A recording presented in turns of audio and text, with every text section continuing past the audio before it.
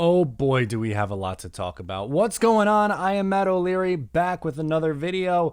We have to talk about Vinnie Curry being done for the year and the Jets needing an edge rusher now. Go figure. Have you heard that one before, folks? The New York Jets need an edge rusher.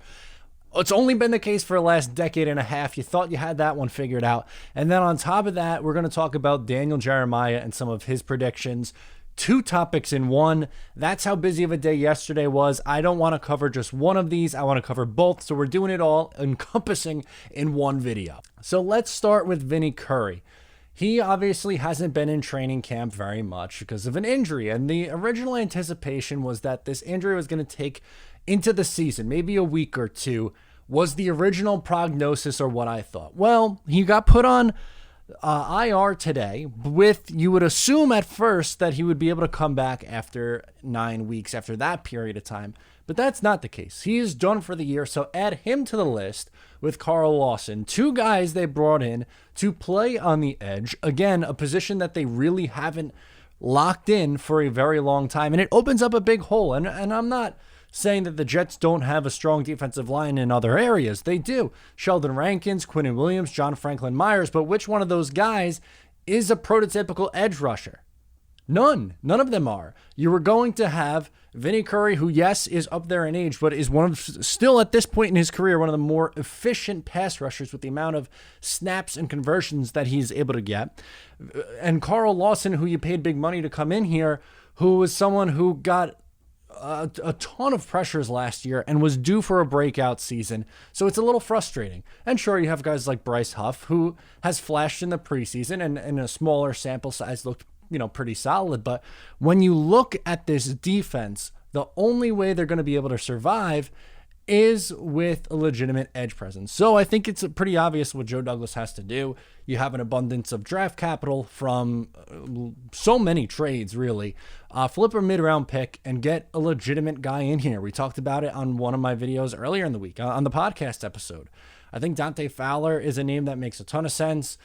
Chandler Jones is someone who's like a dream scenario for a lot of people. I get that. He's probably going to cost a little bit, and the ceiling is high with him, but he also has a low floor because he's coming off an injury, and he wasn't that great last year. He's 31 years old. He's up there in age.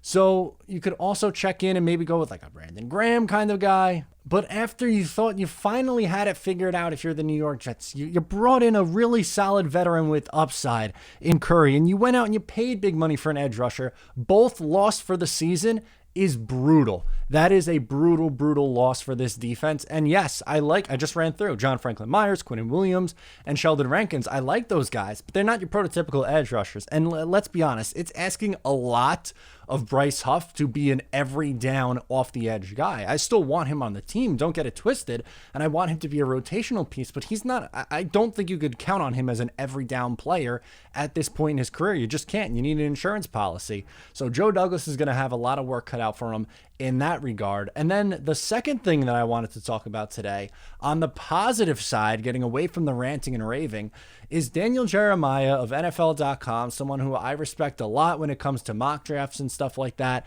He projected what he thinks Zach Wilson and Elijah Moore is going to do. So we'll start with Zach Wilson. This one's a little bit less surprising, I guess I'll toss out there. This is a little bit more realistic. He is saying, and not necessarily saying that the other one's not realistic, it's just very optimistic, where this one seems to be on par where a lot of people are. 3,800 yards, 24 touchdowns, 12 interceptions, 250 rushing yards, and 4 touchdowns to go along with it. I think for 24 touchdowns, 12 interceptions, I think is pretty close to what you're going to be looking at for Zach Wilson. I really think the yardage is going to be up higher, though. Maybe that's a little optimistic of me.